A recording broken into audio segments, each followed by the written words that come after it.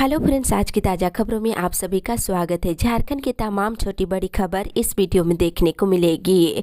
सबसे पहले बड़ी खबर, होमगार्ड अभ्यर्थियों को 26 जनवरी को मिल सकता है सौगात। एक बड़ी खबर की होमगार्ड अभ्यर्थियों का आंदोलन 42वें दिन नेपाल हाउस में जारी है। अभ्यर्थियों ने कृषि मंत्री बादल पत्रलेख से मुलाकात किया है और मंत्री ने लंबे दिनों तक अभ्यर्थियों की कड़ाके की ठंड में चल रहे आंदोलन के प्रति गहरी पीड़ा जताई है और मंत्री सचिव अरुण एक्का से फोन पर बात की है और उन्होंने अभ्यर्थियों के हितों में निर्णय के लिए झारखंड होमगार्ड डीजी को पहल करने के निर्देश देने की बात कही है। के साथ ही अगली बड़ी खबर, मगही, भोजपुरी, अंगिका, मैथिली को क्षेत्रीय भाषा की सूची में शामिल करने के निर्णय पर पुनर्विचार करे सरकार। इधर राज्य सरकार ने झारखंड कर्मचारी चयन आयोग के तहत मैट्रिक और इंटरमीडिएट स्तर की परीक्षाओं में अलग अलग जिलों के हिसाब से क्षेत्रीय भाषाओं की सूची से संबंधित जो अधिसूचना जारी की है, इसे लेकर राज्य भर में विरोध जारी है। आज सु पार्टी के केंद्रीय मुख्य प्रवक्ता डॉक्टर देवशरण भगत ने शनिवार को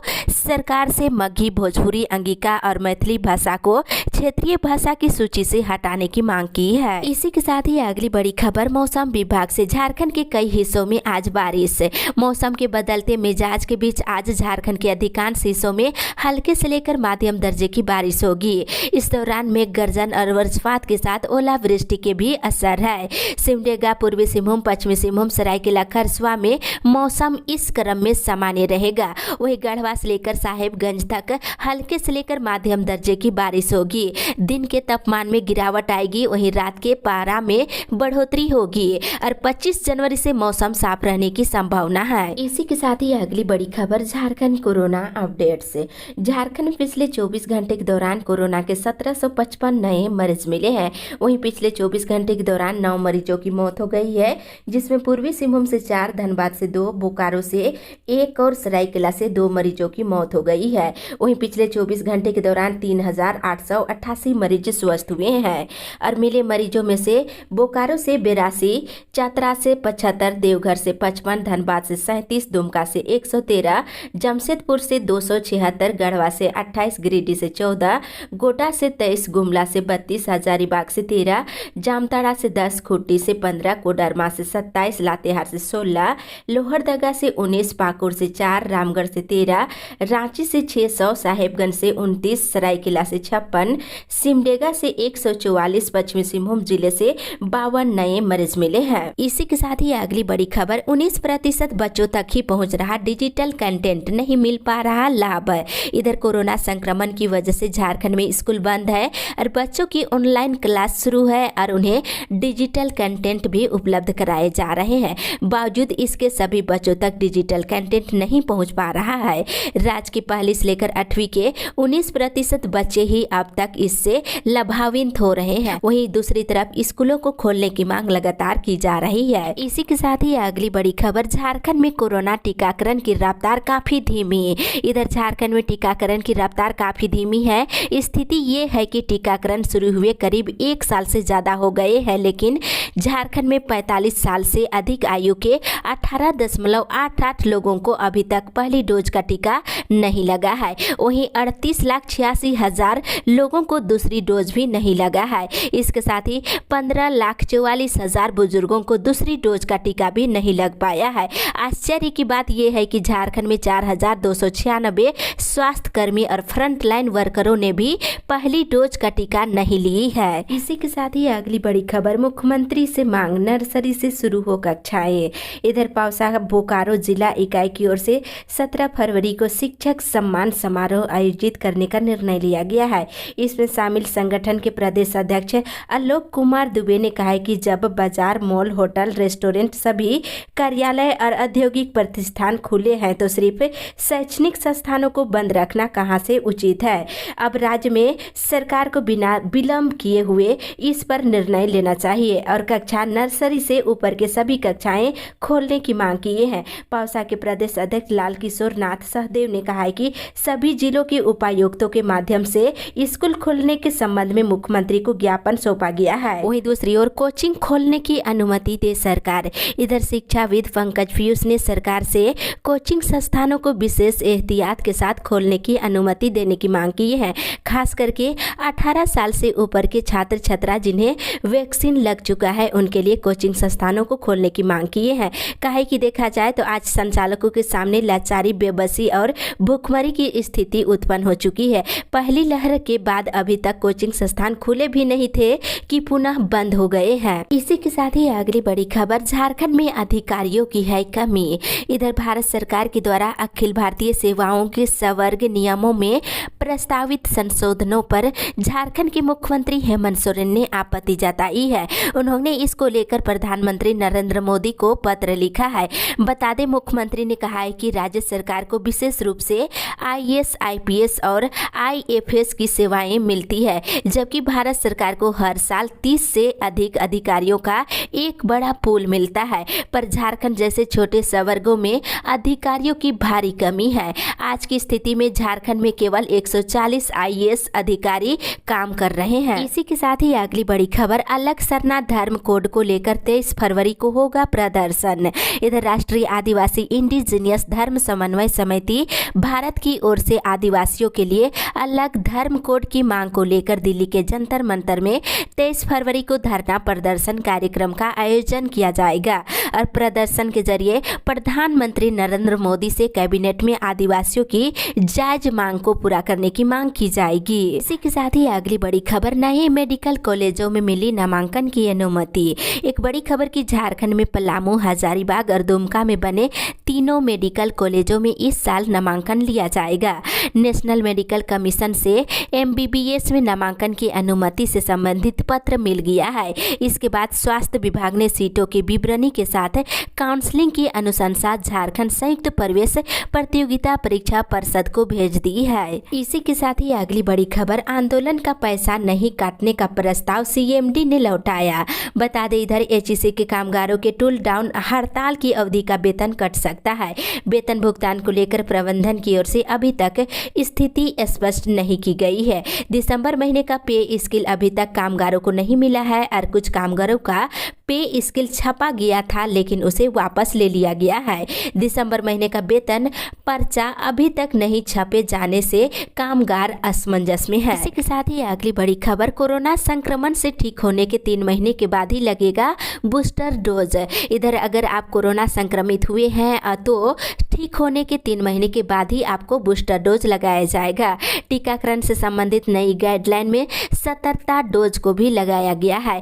बता दें, 10 जनवरी से स्वास्थ्य कर्मियों और फ्रंटलाइन वर्कर और गंभीर रोगों से ग्रसित बुजुर्गों को सतर्कता यानी कि बूस्टर डोज लगाई जा रही है। वहीं दूसरी ओर विदेशों से आए संक्रमितों के लिए क्वारंटीन के नियम में किया गया बदलाव। अब किसी भी देश से आने वाले यात्रियों को संक्रमित पाए जाने पर भी निर्धारित सेंटर में अनिवार्य क्वारंटीन की जरूरत नहीं है। सरकार ने नियमों में बदलाव करते हुए ऐसे लोगों को सभी प्रोटोकॉल का पालन करते हुए होम क्वारंटीन की अनुमति दे दी है। इसी के साथ ही अगली बड़ी खबर, धनबाद, बोकारो, रांची के सभी बड़े निजी अस्पतालों में होगा कोयला कर्मियों का इलाज। इधर कोल इंडिया ने कर्मियों के बेहतर इलाज के लिए देश के 357 अस्पतालों की व्यवस्था की है। पहले देश के 344 अस्पताल इसके लिए सूचीबद्ध थे। अब इस सूची में 13 नए अस्पताल को शामिल किया गया है।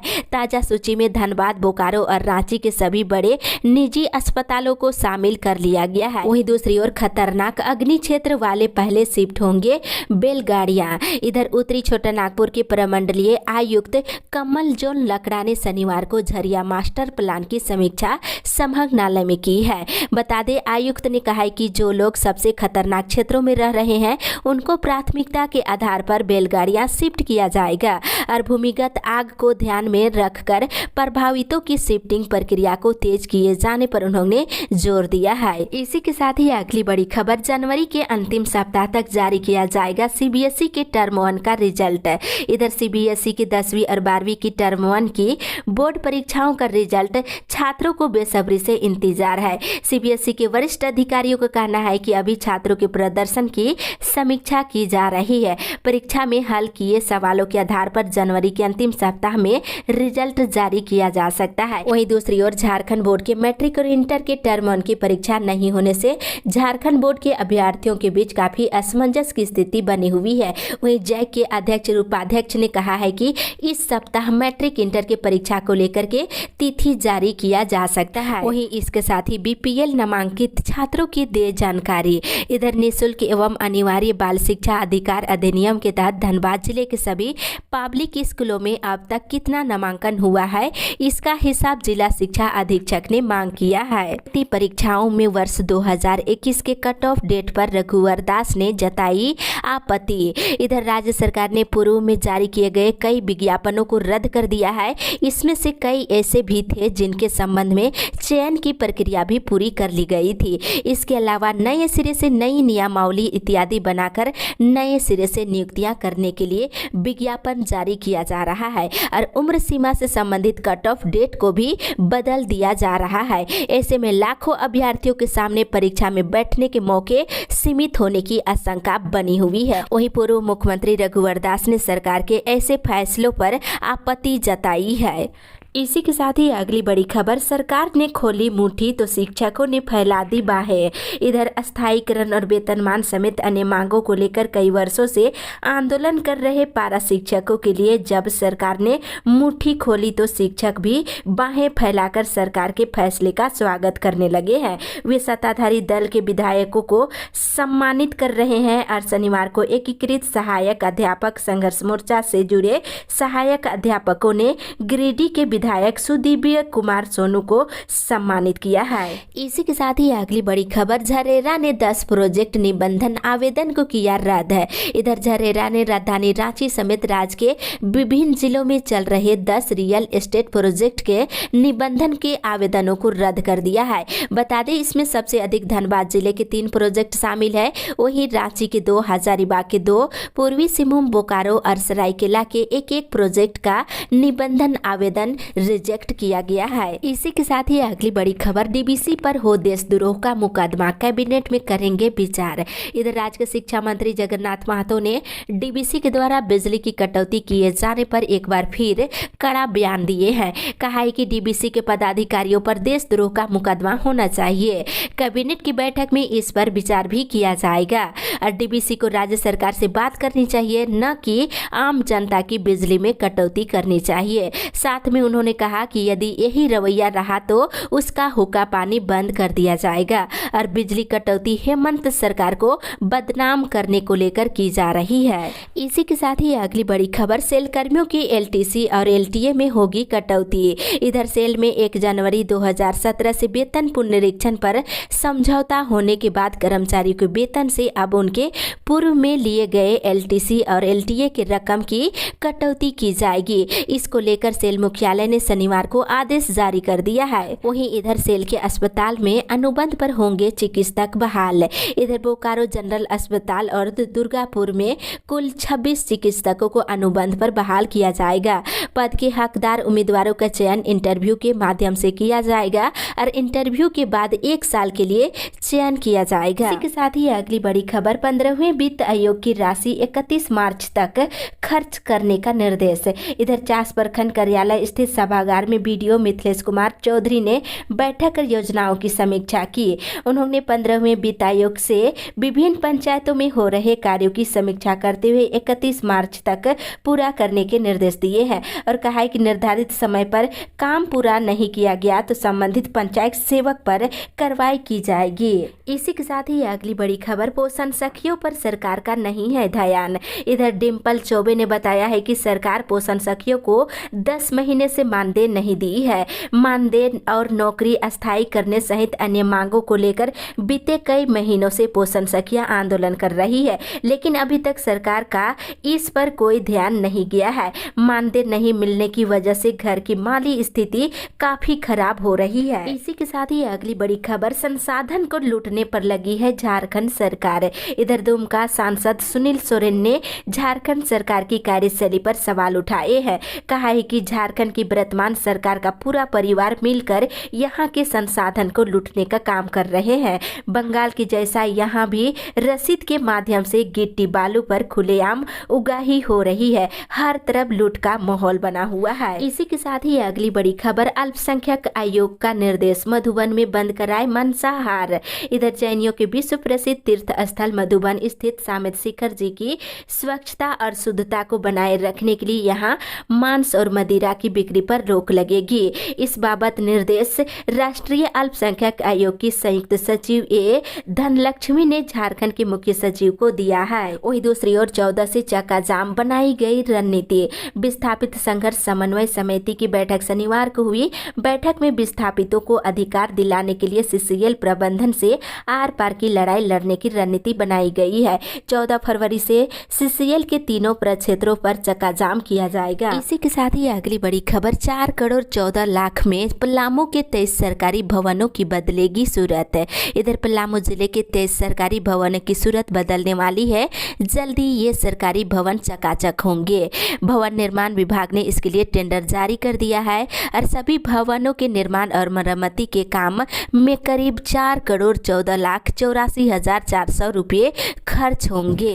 वहीं दूसरी ओर झारखंड में शराब की होम डिलीवरी का प्रस्ताव नहीं। इधर झारखंड सरकार के उत्पाद विभाग ने शनिवार को स्पष्ट किया है कि शराब की होम डिलीवरी प्रारंभ करने का कोई प्रस्ताव वर्तमान में विचाराधीन नहीं है। उत्पाद विभाग ने इस समाचार का खंडन किया है। इसी के साथ ही अगली बड़ी खबर, मुख्यमंत्री दुमका में और राज्यपाल मोराबादी में करेंगे झंडा तोलन। इधर गणतंत्र दिवस समारोह के अवसर पर राज्यपाल रमेश बैस राजधानी रांची के मोराबादी मैदान में और मुख्यमंत्री हेमंत सोरेन उप राजधानी दुमका के गांधी मैदान में झंडा तोलन करेंगे। वहीं राज्य के कैबिनेट मंत्री विभिन्न जिला मुख्यालयों में झंडा फहराएंगे। ये जानकारी मंत्रिमंडल सचिवालय समन्वय विभाग ने दी है। वहीं इधर मंत्री आलमगीर आलम पाकुड़ में करेंगे झंडा तोलन।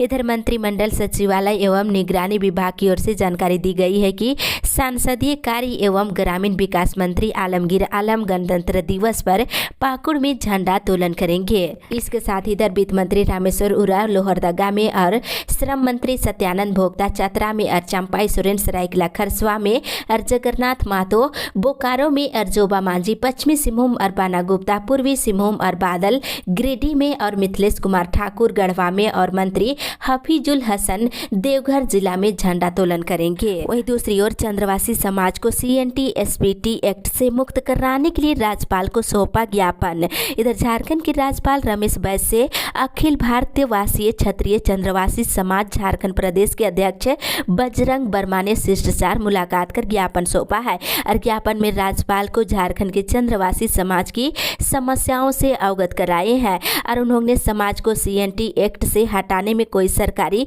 कानूनी अड़चनें आती है तो आदिवासियों के समान सुविधा देने की मांग किए हैं। इसी के साथ ही अगली बड़ी खबर, 15 से 18 वर्ष के बच्चों के टीकाकरण के लिए टीका चौपाल। इधर कोडरमा जिले में 17 जनवरी से टीकाकरण महाअभियान के तहत विभिन्न विद्यालयों, कॉलेजों और अन्य शैक्षणिक संस्थानों में विशेष शिविर का आयोजन कर 15 से लेकर 18 वर्ष के किशोर और किशोरियों का कोरोना वैक्सीनेशन किया जा रहा है। वैक्सीनेशन को लेकर बच्चों में काफी उत्साह देखने को मिल रहा है। इसके साथ इधर बाहर रहा विरोध प्रदर्शन, अंदर जारी रहा दुकानों का आवंटन। इधर नागा बाबा खटाल में बने वेजिटेबल मार्केट में शनिवार को विरोध के बीच 139 दुकानों के आवंटन की प्रक्रिया पूरी कर ली गई है।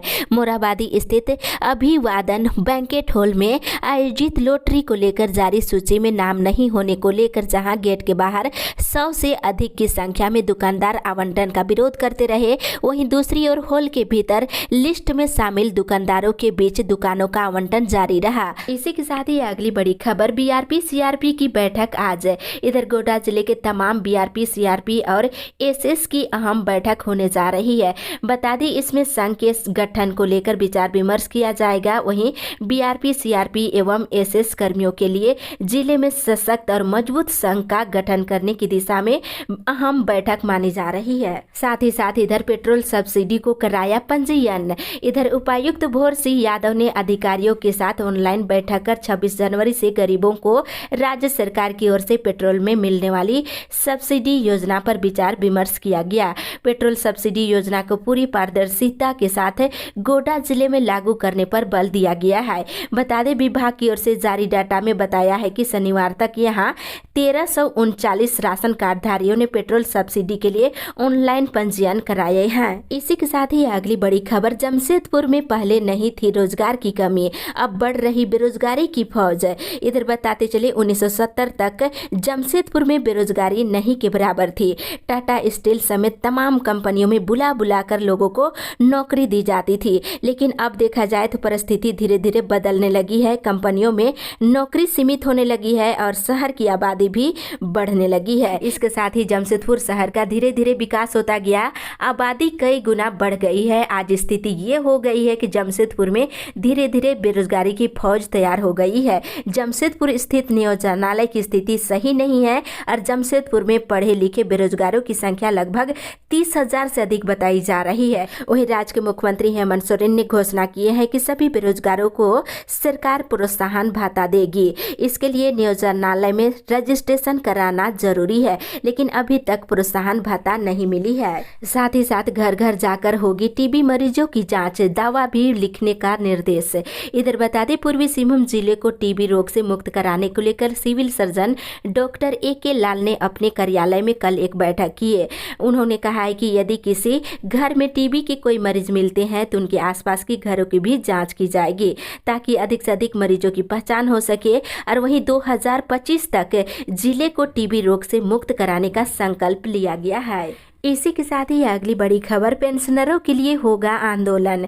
इधर लक्ष्मण टुंडा, पसांस, सुनीता देवी ने शनिवार को वीडियो को आवेदन देकर पेंशनरों को पेंशन देने की मांग की है और कहा है कि यदि पेंशन शुरू नहीं की गई तो वे आंदोलन करेंगे। इसी के साथ ही अगली बड़ी खबर, गढ़वा जिले के 1,20,217 छात्रों को मिलेगी छात्रवृत्ति। इधर उपायुक्त राजेश कुमार पाठक ने शनिवार को समाहरणालय के सभागार में अधिकारियों के साथ बैठक की है। इस दौरान उपायुक्त ने समीक्षा बैठक कर छात्रवृत्ति भुगतान की स्वीकृति दे दी है। बता दें, जिले के 1,20,217 मैट्रिक इंटर के छात्र छात्राओं को प्री मैट्रिक छात्रवृत्ति दी जाएगी। इसके साथ ही पिछड़े वर्ग को आरक्षण दिलाने को लेकर CM से करेंगे बात।